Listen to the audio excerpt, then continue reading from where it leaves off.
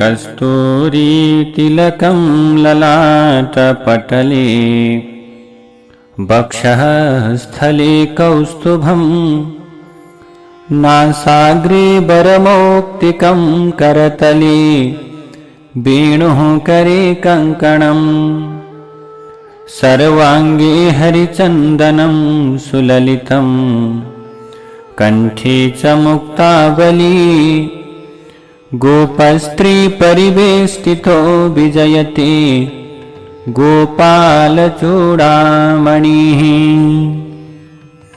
वंशी विभूषितकरान् नवनीरदाभात् पीताम्बरादरुणबिम्बफलाधरुष्ठा पूर्णेन्दुसुन्दरमुखादरविन्दनेत्रा कृष्णात् परं किमपि तत्त्वमहं न जाने। ओम नमो भगवते वासुदेवाय। श्री कृष्ण जन्माष्टमी को यो पावन अवसरमा भगवान कृष्ण को जन्म कथा का विषय में वर्णन गरिन्छ। अब आज राजा परीक्षितले सुखदेव नाम गरेका स्वामीलाई प्रश्न गर्नुहुन्छ। हे मुनीश्वर, हे भगवान, हजुरले चन्द्र एवं सूर्य वंशको विस्तार र दुवै वंशमा उत्पन्न भएका राजाहरूको अत्यन्तै अद्भुत चरित्र मलाई सुनाउनुभयो। अब मलाई यदुवंशमा आफ्नो अंश बलराम सहित आउनुभएका भगवान श्री कृष्णको चरित्र मलाई सुन्ने इच्छा भइरहेको छ। श्री कृष्ण समस्त प्राणीहरूका जीवनका दाता एवं सर्वात्मा हुनुहुन्छ। उहाँले हाम्रो वंशमाथि कत्रो धेरै कृपा गर्नुभयो अनि मेरा हजुरबुबा पाण्डवहरू महाभारत रूपी सागरमा डुब्न लागेका थिए। त्यो बेलामा भगवान स्वयं आएर आफ्नो चरणलाई नौका बनाएर सजिलैसँग पार लगाइदिनुभयो। त्यति मात्र कहाँ हो र, अश्वत्थामाको अस्त्रद्वारा म पनि गर्भमा नै जल्न लागेको थिएँ। उहाँले नै मेरी आमाको गर्भमा प्रवेश गरेर मेरो रक्षा गर्नुभयो। अब म उनै भगवान श्री कृष्णको चरित्र सुन्न चाहन्छु भनेर राजा परीक्षितले सुखदेव स्वामीका शरणमा बारम्बार बिन्ती गर्नुभयो। हे मुनि, भगवानले भगवान श्री कृष्णको रूपमा किन अवतार लिनुभयो? उहाँले कस्ता कस्ता प्रकारका कर्म गर्नुभयो? बलरामलाई कतै रोहिणीको छोरा भनिन्छ, कतै देवकीको। दोस्रो, शरीर धारण नगरी एउटै व्यक्ति दुईटी माताका छोरा कसरी हुनुभयो? म यो कुरा जान्न चाहन्छु भनेपछि सुखदेव स्वामीले भन्नुभयो, हे परीक्षित, तिमीले सोधेका यी अत्यन्त उत्तम प्रश्नहरू छन्। यसको उत्तर दिँदा भगवान श्री कृष्णको चरित्रलाई वर्णन गर्न पाइन्छ। श्री कृष्णका कथाले मनुष्यका सबै पाप पखालिन्छन्। भगवान श्री कृष्णको सम्बन्धमा गरिएका प्रश्नले प्रश्नकर्ता, वक्ता र श्रोता यी तिनैलाई पवित्र पार्दछन्। अब तिमी भगवानले द्वापरमा किन श्री कृष्णको अवतार लिनुभयो अथवा भगवान श्री कृष्णले किन अवतार लिनुभयो त्यसको विषयमा श्रवण गर भनेर सुखदेव स्वामीले बताउन थाल्नुभयो।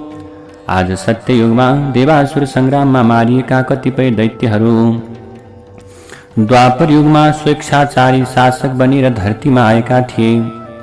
तिनीहरू अत्याचार पूर्वक शासन गर्दथे। तिनीहरूको अत्याचार पृथ्वीले सहन सकिनन्। आज पृथ्वीले गाईको रूपलाई धारण गरेर ब्रह्माजी भएको ठाउँमा गएर आफ्नो समस्त प्रकारको दुःखलाई सुनाइन्। ब्रह्माले उनी सहित शंकर आदि देवतालाई पनि सँगै लिएर क्षीर सागरको तटमा पुगेर पुरुष सूक्तद्वारा भगवान नारायणको प्रार्थना गर्नुभयो, बिन्ती गर्नुभयो। त्यो प्रार्थना र बिन्तीबाट प्रसन्न हुनुभएर भगवान नारायणले आकाशवाणी गरेर भन्नुभयो, हे देवता हो, अब म पृथ्वीको भार उतार्न चाँडै अवतार लिन्छु। तिमीहरू पनि मेरो लीलालाई सहयोग पुर्याउनका निम्ति विभिन्न रूपले पृथ्वीमा जाओ। समाधि अवस्थामा रहेका ब्रह्माले भगवानले गर्नुभएको आकाशवाणी सुनेर देवताहरूसँग भन्नुभयो, हे देवताहरू हो, भगवानले हाम्रो प्रार्थनालाई सुनिसक्नुभयो। अब उहाँ आफ्नो काल शक्तिद्वारा भूभार हर्न अनेकौं लीला गरेर भक्तलाई आनन्द दिनका निम्ति, भक्तको कृपा गर्नका निम्ति वसुदेवको घरमा जन्म लिए जस्तो गरेर प्रकट हुनुहुनेछ। शेष नारायण तथा योगमायाले पनि मनुष्य रूप धारण गर्नेछन्। तिमीहरू पनि आफ्नो अंशले यदुकुलमा जन्म लिएर भगवानको लीलालाई सहयोग पुर्याऊ। देवतासँग यति भनेर ब्रह्माजी त्यहाँबाट अन्तर्ध्यान हुनुभयो। उहाँले भनेअनुसार देवताले आफ्ना आफ्ना स्त्रीहरूसहित पत्नीहरूसहित वज्रमण्डलमा अथवा त्यो ब्रजमण्डलमा गोप गोपीको रूपमा जन्मलाई ग्रहण गरे। मथुराका राजा उग्रसेनका भाइको नाम थियो देवक। उनका 7वटी छोरी थिए। तीमध्ये 6वटा छोरीको विवाह पहिले नै सूरसेनका छोरा वसुदेवसँग भइसकेको थियो। बाँकी एउटी देवकी रहेकी थिइन्। उनको पनि विवाह कंसले वसुदेवसँगै गरायो। बेहुली अन्माएपछि देवकीलाई पुर्याउनका निम्ति कंसले आफै र थाकेर वसुदेवको घरतर्फ जान लाग्यो। बाटोमा अनेकौं मङ्गल गीतहरू गुन्जिरहेका थिए, नाचगान भइरहेको थियो। त्यो बेलामा आकाशवाणी भयो, अरे मूर्ख कंस, तैँले जसलाई रथमा राखेर लैजाँदैछस् तेरी त्यही बहिनी देवकीको 8औं गर्भबाट तेरो काल उत्पन्न हुनेछ। त्यही बहिनी देवकीको 8औं सन्तानबाट तेरो मृत्यु हुनेछ भनेर आकाशवाणीले चर्को स्वरमा भन्यो। आकाशवाणीलाई सुनेर कंस झस्कियो। त्यसले देवकीलाई मार्ने विचार गरेर तरबार घुमाउँदै देवकीको कपाल चुल्ठो समात्न थाल्यो। त्यतिखेर वसुदेवले आज भन्दछन्, हे राजकुमार, हजुर भोज वंशको वंशधर, आफ्नो कुलको कीर्ति बढाउने वाला हुनुहुन्छ। ठुला ठुला सुरवीरहरू पनि हजुरको सराहना गर्दछन्, प्रशंसा गर्दछन्। एक त स्त्री, दोस्री हजुरकी बहिनी, तेस्रो विवाहको शुभ अवसर। यस्तो अवस्थामा यिनलाई कसरी मार्नुहुन्छ हे वीर? जसले जन्म लिन्छ त्यसले ढिलो अथवा चाँडो एक दिन मर्नै पर्छ। शरीरको जन्मसँगै मृत्यु पनि हुन्छ। यी हजुरकी बहिनी जसको भर्खरै विवाह भएको छ, विवाहको माङ्गलिक चिन्ह पनि हटेको छैन। यस्तो अवस्थामा हजुर जस्ता दीनवत्सल पुरुषले कसरी यिनको वध गर्नुहुन्छ? वसुदेवले यसरी सम्झाइसकेपछि तर कंस मानिन। बुद्धिमानले जहाँसम्म बल बुद्धिले भ्याउँछ त्यहाँसम्म मृत्युलाई टार्नै पर्दछ। नजाने त्यसै बीचमा अमृत पो भेटाइने हो कि? यस्तो विचार गरेर वसुदेवले पुनः कंससँग भन्दछन्, हे वीर, हे पुरुष, हजुरलाई देवकीबाट नभएर यिनको 8औं गर्भबाट डर छ। यिनले जति सन्तान जन्माउलिन् म तिनीहरूलाई ल्याएर हजुरलाई दिनेछु। आज चाहिँ यिनलाई छाडिदिनुस्। वसुदेवको आग्रह कंसले मान्यो। लौ हुन्छ भन्दै देवकीलाई छाडेर दरबार फर्कियो। वसुदेव देवकीलाई लिएर आफ्नो घरतर्फ आए। 1 वर्षपछि देवकीले कीर्तिमान नाम गरेको छोरालाई जन्माइन्। पहिलाको वचनबद्धता अनुसार आज कीर्तिमानलाई लिएर वसुदेव कंस भएको ठाउँमा पुगे। कंसले 8औं छोराबाट मृत्यु हुने हो, यो पहिलो बाटो होइन भनेर फिर्ता गरिदियो। वसुदेव बालक बोकेर घर फर्कन लागेका थिए। त्यसै बेलामा नारदजी टुप्लो आएर आज कंसलाई भन्दछन्, हे कंस, ब्रजमा रहने नन्द आदि गोपहरू वसुदेव देवकी अनि तिमीले अहिले फिर्ता पठाएको भान्जो पनि देवताकै अंश हुन्। यिनीहरूले तिमीलाई मार्ने योजना बनाइरहेका छन्। तिमीले यी कसैलाई पनि छाड्नु हुँदैन। नारदका यस्ता कुरालाई सुनेर त्यो कुरालाई मानेर कंसले भान्जोलाई शिलामा पछारेर मार्यो। अनि त्यस्तै गरी कंसले वसुदेव र देवकीलाई हातमा बाँधेर जेलमा लगेर राख्यो। पिता उग्रसेन आफ्नो पिताजीलाई पनि थुनामा राख्यो कंसले र आफूलाई मथुराको राजा घोषणा गरेर अत्याचार पूर्वक शासन गर्न लाग्यो। अब वसुदेव र देवकीबाट वर्षेनी 6वटा छोराहरू पैदा भई ती सबैलाई कंसले मार्यो। अब यसरी कंसले मारिसकेपछि स्वयम्भू मन्वन्तरमा एकपटक ब्रह्मा आफ्नो काव्य शक्ति सरस्वती प्रति मोहित हुनुभयो। त्यो बेला प्रजापति मरीचिकी पत्नी उर्णाको गर्भबाट जन्मिएका 6 भाइ पुत्रहरू हाँसे। ब्रह्माले तिनीहरूलाई श्राप दिँदै भन्नुभयो, यो दुष्ट हो, मेरो कुनै पनि कर्म व्यर्थ नभएर कुनै न कुनै रहस्यकै लागि हुन्छ। जगतमा काम भाव उत्पन्न गराउनका निम्ति मैले आज यो प्रकारको कर्म गरेँ, तर तिमीहरूले रहस्य नबुझेर मेरो खिल्ली उडायौ। त्यसैले एक जन्म दैत्य र अर्को जन्म मानव बनेर पृथ्वीमा जानेछौ। यस्तो श्राप पाएपछि ती 6वटा भाइहरूले शीघ्र श्राप मुक्तिको लागि अनुरोध गर्दा, चिन्ता नगर, केही समय दैत्य बनेर मानव बन्नेछौ र त्यहाँ जन्म लिनासाथ कुनै वीरको हातबाट मारिएर श्रापबाट मुक्त हुनेछौ। ब्रह्माबाट त्यस्तो श्राप पाएका तिनीहरू पहिलो जन्ममा हिरण्यकशिपुका छोरा बने, दोस्रो जन्ममा देवकीका पुत्र बनेर जन्मनासाथ कंसको हातबाट मारिएर मुक्त भए। देवकीको सातौं गर्भको रूपमा अब 6वटा सन्तान जन्मिसकेपछि स्वयं शेषनारायण भगवान गर्भमा वास गर्नुभयो।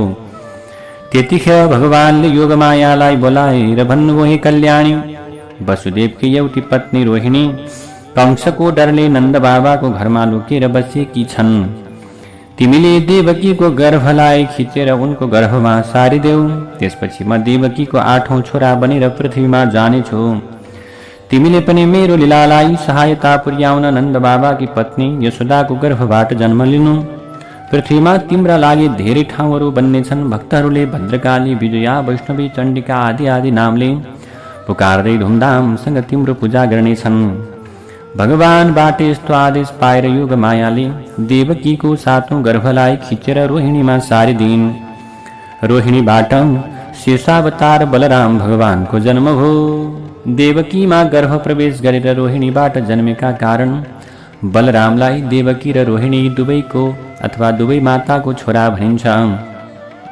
त्यसपछि देवकीको 8औं गर्भको रूपमा स्वयं भगवान आउनुभयो। योगमायाले यशोदाको गर्भमा वास गरिन्। भगवानलाई गर्भमा धारण गरेपछि देवकीको शरीर उज्जवल आभाले भरियो, सुन्दर भयो। यो गर्भमा मेरो काल बसेको छ भन्ने अनुमान गरेर कंस भयभीत भयो। उड्दा पनि, बस्दा पनि, खाँदा पनि, जे गर्दा पनि उसले द्वैषतापूर्वक भगवानकै चिन्तन गरिरहन्थ्यो। भगवानले देवकीको गर्भमा प्रवेश गर्नु भइसकेपछि ब्रह्मा, शिव आदि देवताले अदृश्य रूपमा कंसको कारागारमा आएर गर्भमा रहनुभएका भगवान विष्णुको प्रार्थना गरे। हे भगवान, हजुर सत्य संकल्प हुनुहुन्छ। हजुरलाई प्राप्ति गर्ने साधन नै सत्य हो। सृष्टिका अगाडि, प्रलयको पछाडि र सृष्टिको बेलामा पनि हजुर परमात्मा सत्य रूपले देखिनुहुन्छ। यस्ता सत्य स्वरूप हजुरलाई हामी बारम्बार प्रणाम गर्दछौँ। यसरी देवताले भगवानको प्रार्थना गरी देवकीलाई साक्षात भगवान उनको गर्भबाट आउँदै हुनुहुन्छ भन्ने जानकारी गराएर देवताहरू आफ्नो आफ्नो लोकतर्फ फर्किए। अब देवकीको गर्भमा वास गर्नुभएका भगवानको जन्म महिना आउन लाग्यो। अनि भगवानको जन्म हुने बेला पृथ्वीमा, आकाशमा जताततै शुभ प्रकारका लक्षणहरू देखिन थाले। भाद्र महिना कृष्ण पक्ष अष्टमी तिथिको रात्रिमा आकाशमा रोहिणी नक्षत्र थियो। त्यहाँ भएका अन्य सबै तारा, नक्षत्र, ग्रहहरू शान्त थिए। पृथ्वीमा चारै दिशाहरू स्वच्छ भइरहेका थिए।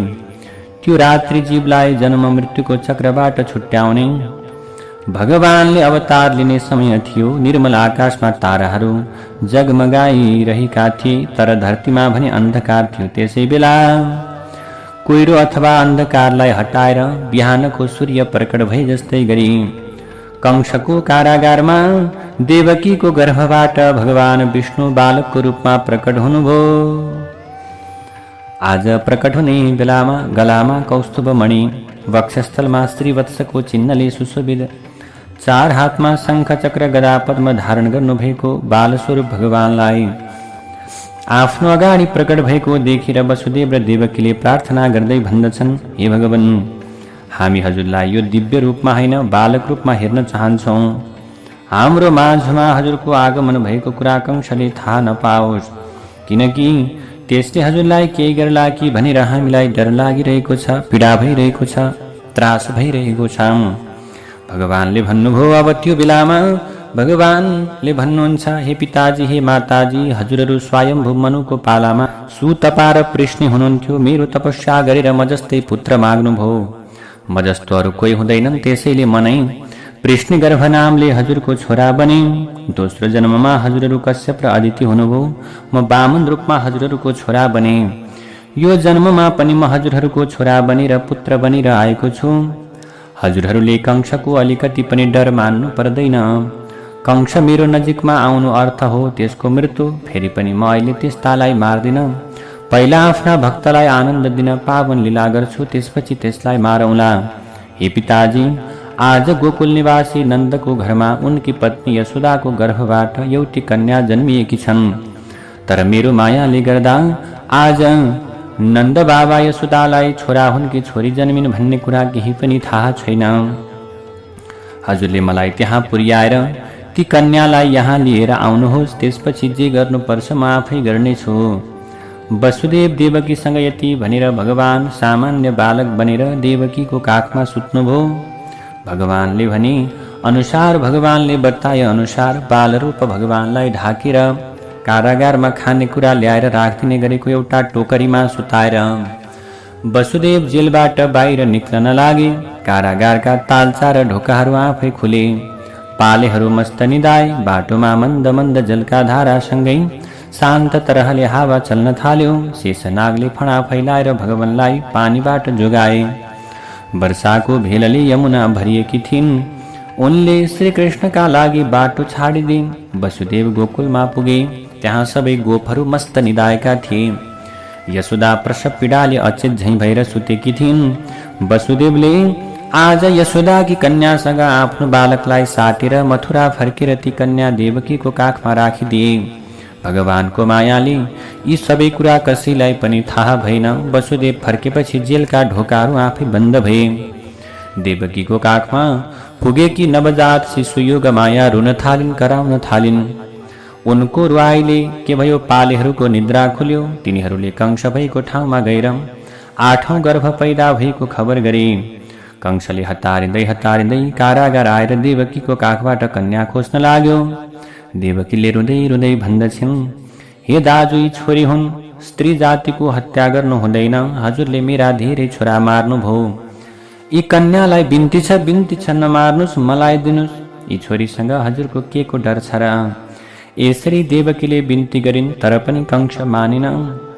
त्यसले देवकीका हातबाट कन्यालाई खोसेर शिलामा पछार्न खोज्दै थियो। त्यति नै खेर ती कन्या कंसको हातबाट फुत्किएर आकाशमा गइन् र अष्टभुजी देवीको रूपमा प्रकट भएर भनिन्, अरे मूर्ख कंस, अरे मूर्ख कंस, तैँले मलाई मारेर के पाउँछस्? तेरो पूर्व जन्मको शत्रु तँलाई मार्नका निम्ति ब्रजमण्डलको कुनै गाउँमा 10 दिनभित्रै पैदा भइसकेको छ। अब चाहिँ तैँले व्यर्थैमा निर्दोष बालकलाई मार्ने काम बन्द गर। कंससँग यति भनेर योग माया भगवती विभिन्न नामले विभिन्न देवीको रूपलाई धारण गरेर पृथ्वीभरि फैलिएर बस्न लाग्नुभयो। जहाँ पनि देवीका मन्दिरहरू हुन्छन् ती सबै योग माया भगवतीकै अंश हुन्। योग मायाको कुरालाई सुनेर कंसलाई आश्चर्य लाग्यो। उसले वसुदेव र देवकी भएको ठाउँमा गएर भन्यो, हे मेरा बहिनी, हे मेरा ज्वाइँ, म साह्रै पापी रहेछु। मैले तिमीहरूका धेरै सन्तान मारे। मनुष्य मात्रै झुटा बोल्छन् भनेको त होइन रहेछ, देवता पनि झुटो बोल्दा रहेछन्। उनीहरूकै विश्वास गरेर मैले तिमीहरूका यति धेरै सन्तान मारे, मलाई माफ गर। यस्ता तरहले माफ माग्दै कंसले वसुदेव र देवकीलाई जेलमुक्त गरेर घरमा पठाइदियो। त्यसपछि भाइ भारदार र सेनालाई बोलाएर अब के गर्ने भनेर सोद्धछ। सैनिकहरूले भन्दछन्, महाराज, हजुरले चिन्ता लिनु पर्दैन। हाम्रो राज्यमा 10 दिनभित्र पैदा भएका सबै बालकलाई हामीले मारेर आउँछौँ। तिनीहरूको सल्लाह कंसलाई ठिक लाग्यो। उसले पनि त्यसै गर्ने आदेश दिएर महलभित्र पस्यो। उनीहरूले भनेका थिए, हे कंस, हे राजा, देवताका जड विष्णु हुन्। उनी सनातन धर्ममा प्रतिष्ठित छन्। सनातन धर्म वेद, गाई, विद्वान, सत्कर्म, यज्ञ र दानमा प्रतिष्ठित छ। यी दुईको नाश गरेपछि देवता आफै नासिन्छन्। जहाँ सनातन धर्म हुन्छ त्यहाँ भगवान विष्णु रहन्छन्। सनातन धर्मको मूल हो सत्कर्म। सत्कर्मको नाश भइसकेपछि विष्णु आफै नासिन्छन्। विष्णुको नाशसँगै देवताहरूको नाश हुन्छ। महाराज, हामी अहोरात्र खटेर सनातन धर्मको जड सत्कर्मको नाश गराएर छाड्नेछौँ। तिनीहरूको त्यो सल्लाह कंसलाई ठिक लाग्यो। त्यसै गर्ने आदेश दिएर महलभित्र प्रवेश गर्यो। परीक्षित कंसको बुद्धि बिग्रिएको थियो। आज त्यसै समयमा त्यसका सल्लाहकार पनि दुष्ट थिए। जसले आदरणीय साधु पुरुषहरूसँग द्वेष गर्दछ तिनीहरूको आयु, लक्ष्मी, कृति आदि आदि प्रकारका जति पनि कर्महरू छन् अनि विषय भोग आदि जस्ता सबै किसिमका कल्याणका साधनहरू नष्ट हुन्छन्। यशोदाले रात्रिमा छोरी जन्माइन्, तर भगवानको मायाले मोहित भएर छोराकी छोरी भन्ने ख्याल गर्न सकिनन्। वसुदेवले उनकी छोरीसँग आफ्नो पुत्रलाई साथी, यशोदाले साथीको छोरालाई नै आफूले जन्माएको सम्झिन्। नन्द बाबा बडा मनस्वी उदार चित्तका थिए। पुत्रको जन्म भएको हुनाले उनको मन झन्झन आनन्दले भरियो। उनले नुहाई धुवाई गरेर राम्रा राम्रा वस्त्र र गहनाहरू लगाई विद्वान ब्राह्मणहरूलाई बोलाएर स्वस्ति वाचन गराउँदै जातकर्म संस्कार सम्पन्न गराए। ब्राह्मणहरूलाई गाई अन्न द्रव्य सुवर्ण र वस्त्रले ढाकिएका 7वटा तिलको पर्वत बनाएर दान गरे। संस्कारले संस्कार सिकाउँछ, संस्कारले वस्तुको शुद्धि गराउँछ। समयले पानी र भूमि, स्नानले शरीर प्रक्षालन, धुनाले वस्त्र, गर्भले संस्कारले गर्भ, तपस्याले इन्द्रिय, यज्ञले ब्राह्मण, दानले धनधान्य आदि, सन्तोषले मन र आत्मज्ञानले आत्माको शुद्धि गराउँछ। नन्द बाबाको छोरा जन्मको खुसियालीमा आज नन्द बाबाले लौ छोरा जन्मियो भनेर श्रीकृष्णको जन्म भएको खुसियालीमा ब्रजमण्डलमा रहने निर्धन गोपहरूलाई, जसका घरमा गाई थिएनन्, जो अर्काको गाई चराएर बाँच्ने गरेका थिए, ती सबैलाई गरेर खानका निम्ति 10वटा गाई दान गरे। तिनीहरूका लाला बाला सन्तानहरूलाई 1 वर्षसम्म पुग्ने अन्न र वस्त्र आदि प्रकारका वस्तुहरू दान गरे। अनि यस्तै प्रकारले एक दिन अब यो प्रकारको कर्म भइसकेपछि ब्रजमण्डलमा भएका मठ मन्दिरमा पुत्र कल्याणको कामना गर्दै विशेष पूजा गराए। नन्द बाबाले पुराना मठ मन्दिर, सरोवर, धारा, विश्राम स्थल, धर्मशाला, आश्रम, पाठशाला, आरोग्यशाला, अस्पतालहरू, गौशाला, पार्कहरू अर्थात् भ्रमणशालाहरू आदिको जीर्णोद्धार गर्न प्रशस्त धनहरू खर्च गरे। शुभ बेला शुभ कार्यमा खर्च गर्दा धनको शोभा बढ्दछ। नन्द बाबाले ब्रजमण्डलमा रहने हरेक दिन दुखी गरिब गुरुवालाई यति धन दान गरे कि त्यसको सदुपयोग गरे तिनीहरूले कहिले अर्कासँग माग्नु नपर्ने भयो। ब्रजमण्डलका गोप गोपीहरू अनेकौं उपहार लिएर नन्द बाबाकोमा आए। तिनीहरूले नवजात शिशुलाई भगवानले रक्षा गरून् भन्दै आशीर्वाद दिए। नन्द महलमा महान उत्सव भयो। सबै गोप गोपीहरू जम्मा भएर आनन्दमा मग्न हुँदै नन्द घर आनन्द भयो, जय कन्हैया लाल की भन्दै के गर्न थाले, नाच्न गाउन थाले, भजन गाउन थाले। नन्द बाबाले ती सबै गोप गोपीलाई केही न केही उपहार दिएर खुसी पारे। गोप गोपीले पनि नन्द बाबा र यशोदालाई थुप्रै थुप्रै उपहार दिए। ब्राह्मणहरूले बालकको मङ्गल कामना गर्दै हवन गरे, आशीर्वाद दिए, सबैलाई खानपिन गराइयो, सबै प्रकारको खुसी भए। यसरी गोकुलमा भगवान श्री कृष्णको जन्म उत्सव धुमधामसँग मनाइयो। उत्सवपछि सबै ब्रजवासीहरू के गरे, बालकलाई आशीर्वाद दिँदै आफ्नो आफ्नो घरतर्फ फर्किए। श्री कृष्ण गोविन्द हरे मुरारे, हे नाथ नारायण वासुदेव, अनंत वैकुंठ मुकुंद कृष्ण, गोविंद दामोदर माधवेति। ओम नमो भगवते वासुदेवाय।